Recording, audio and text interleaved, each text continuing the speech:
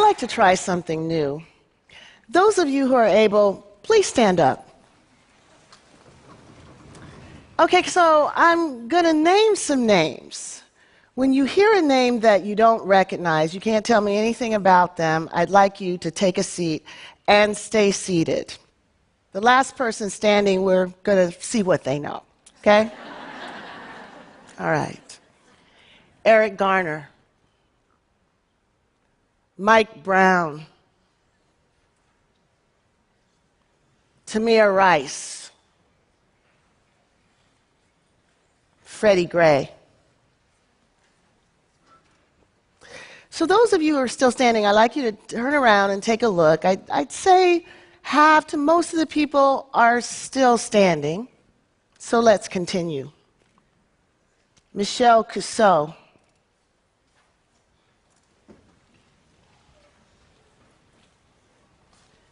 Tanisha Anderson. Ara Russer. Megan Hockaday.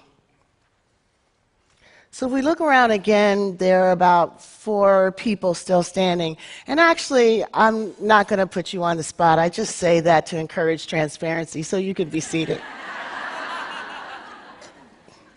So those of you who recognize the first group of names know that these were African Americans who've been killed by the police over the last 2.5 years. What you may not know is that the other list is also African Americans who have been killed within the last 2 years. Only one thing distinguishes the names that you know from the names that you don't know: gender. So let me first let you know that there's nothing at all distinct about this audience that explains the pattern of recognition that we've just seen. I've done this exercise dozens of times around the country. I've done it to women's rights organizations. I've done it with civil rights groups. I've done it with professors. I've done it with students. I've done it with psychologists. I've done it with sociologists. I've done it even with progressive members of Congress. And everywhere, the awareness of the level of police violence that Black women experience is exceedingly low. Now, it is surprising, isn't it, that this would be the case? I mean, there are 2 issues involved here. There's police violence against African Americans, and there's violence against women. 2 issues that have been talked about a lot lately. But when we think about who is implicated by these problems, when we think about who's victimized by these problems, the names of these Black women never come to mind. Now, communications experts tell us that when facts do not fit with the available frames, people have a difficult time incorporating new facts into their way of thinking about a problem. These women's names have slipped through our consciousness because there are no frames for us to see them, no frames for us to remember them, no frames for us to hold them. As a consequence, reporters don't lead with them, policymakers don't think about them, and politicians aren't encouraged or demanded that they speak to them. Now, you might ask, well, why does a frame matter? I mean, after all, an issue that affects Black people and an issue that affects women, wouldn't that necessarily include Black people who are women and women who are Black people? Well, the simple answer is that this is a trickle-down approach to social justice, and many times it just doesn't work.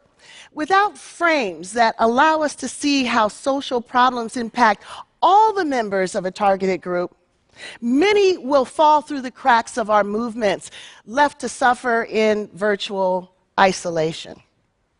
But it doesn't have to be this way. Many years ago, I began to use the term intersectionality to deal with the fact that many of our social justice problems, like racism and sexism, are often overlapping, creating multiple levels of social injustice. Now, the experience that gave rise to intersectionality was my chance encounter with a woman named Emma de Graffenried. Emma de Graffenried was an African-American woman, a working wife, and a mother. I actually read about Emma's story from the pages of a legal opinion written by a judge who had dismissed Emma's claim of race and gender discrimination against a local car manufacturing plant. Emma, like so many African American women, sought better employment for her family and for others. She wanted to create a better life for her children and for her family. But she applied for a job, and she was not hired, and she believed that she was not hired because she was a black woman. Now, the judge in question dismissed Emma's suit. And the argument for dismissing the suit was that the employer did hire African Americans, and the employer hired women. The real problem, though, that the judge was not willing to acknowledge was what Emma was actually trying to say. That the African Americans that were hired, usually for industrial jobs, maintenance jobs, were all men. And the women that were hired, usually for secretarial or front office work, were all white. Only if the court was able to see how these policies came together would he be able to see the double discrimination that Emma de Graffenried was facing. But the court refused to allow Emma to put two causes of action together to tell her story because he believed that by allowing her to do that, she would be able to have preferential treatment. She'd have an advantage by being able to have two swings at the bat when African American men and white women only had one swing at the bat. But, of course, neither African American men or white women needed to combine a race and gender discrimination claim to tell the story of the discrimination they were experiencing. Why wasn't the real unfairness law's refusal to protect African American women simply because their experiences weren't exactly the same as white women and African American men? Rather than broadening the frame to include African American women, the court simply tossed their case completely out of court. Now, as a student of anti-discrimination law, as a feminist, as an anti-racist, I was struck by this case. It felt to me like injustice squared. So first of all, black women weren't allowed to work at the plant. Second of all, the court doubled down on this exclusion by making it legally inconsequential. And to boot, there was no name for this problem. And we all know that where there's no name for a problem, you can't see a problem. And when you can't see a problem, you pretty much can't solve it. Many years later, I'd come to recognize that the problem that Emma was facing was a framing problem. The frame that the court was using to see gender discrimination or to see race discrimination was partial, and it was distorting. For me, the challenge that I faced was trying to figure out whether there was an alternative narrative, a prism that would allow us to see Emma's dilemma, a prism that would allow us to rescue her from the cracks in the law, that would allow judges to see her story. So it occurred to me, maybe a simple analogy to an intersection might allow judges to better see Emma's dilemma. So if we think about this intersection, the roads to the intersection would be the way that the workforce was structured by race and by gender.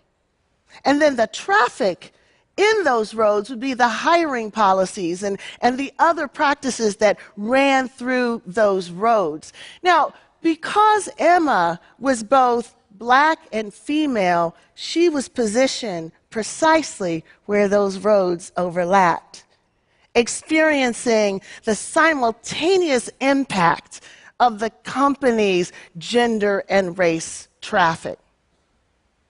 The law was like that ambulance that shows up and is ready to treat Emma only if it can be shown that she was harmed on the race road or on the gender road, but not where those roads intersected. So, what do you call being impacted by multiple forces and then abandoned to fend for yourself? Intersectionality seemed to do it for me. I would go on to learn that African American women, like other women of color, like other socially marginalized people all over the world, were facing all kinds of dilemmas and challenges as a consequence of intersectionality, intersections of race and gender, of heterosexism, transphobia, xenophobia, ableism. All of these social dynamics come together and create challenges that are sometimes quite unique. But in the same way that intersectionality raised our awareness to the way that Black women live their lives, it also exposes the tragic circumstances under which African American women die. Police violence against Black women is very real. The level of violence that Black women face is such that it's not surprising that some of them do not survive their encounters with police.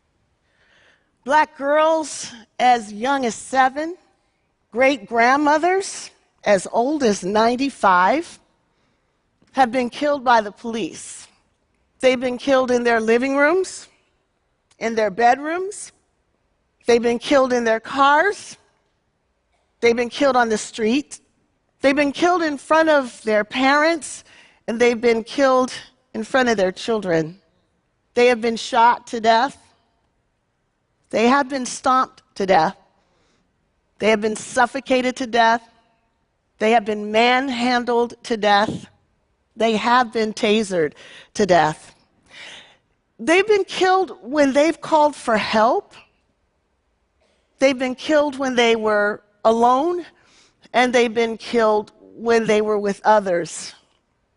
They have been killed shopping while Black, driving while Black, having a mental disability while Black, having a domestic disturbance while Black.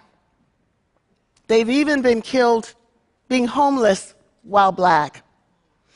They've been killed talking on the cell phone, laughing with friends, sitting in a car reported as stolen, and making a U-turn in front of the White House with an infant strapped in the back seat of the car. Why don't we know these stories? Why is it that their lost lives don't generate the same amount of media attention and communal outcry as the lost lives of their fallen brothers? It's time for a change. So what can we do? In 2014, the African American Policy Forum began to demand that we say her name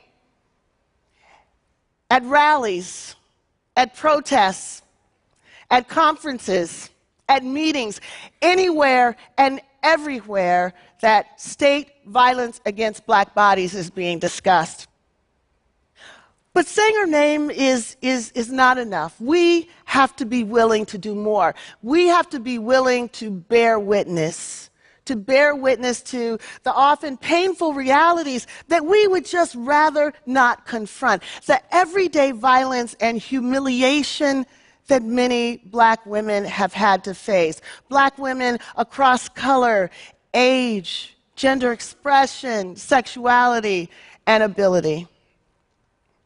So we have the opportunity right now, bearing in mind that some of the images that I'm about to share with you may be triggering for some, to collectively bear witness to some of this violence. We're going to hear the voice of the phenomenal Abby Dobson. And as we sit with these women, some who've experienced violence and some who have not survived them, we have an opportunity to reverse what happened at the beginning of this talk, when we could not stand for these women because we did not know their names. So at the end of this clip, there's going to be a roll call. Several Black women's names will come up. I'd like those of you who are able to join us in saying these names as loud as you can, randomly, disorderly. Let's create a cacophony of sound to represent our intention to hold these women up, to sit with them, to bear witness to them, to bring them into the light.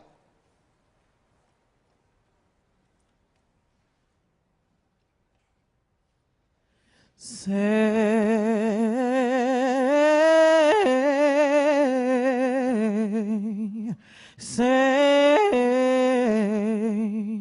her name.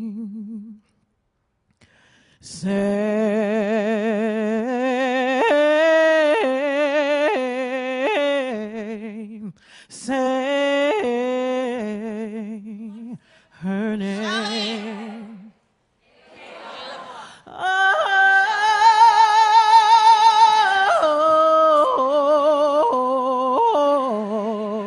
say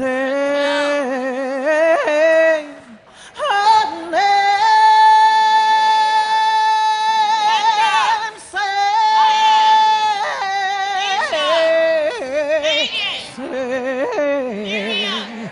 Say her name. Say their names, for all the names I'll never know.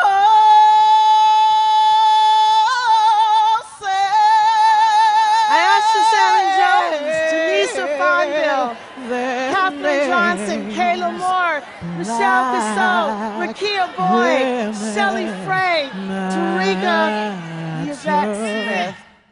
Say their name. So I said at the beginning, if we can't see a problem, we can't fix a problem. Together, we've come together to bear witness to these women's lost lives. But the time now is to move from mourning and grief to action and transformation. This is something that we can do. It's up to us.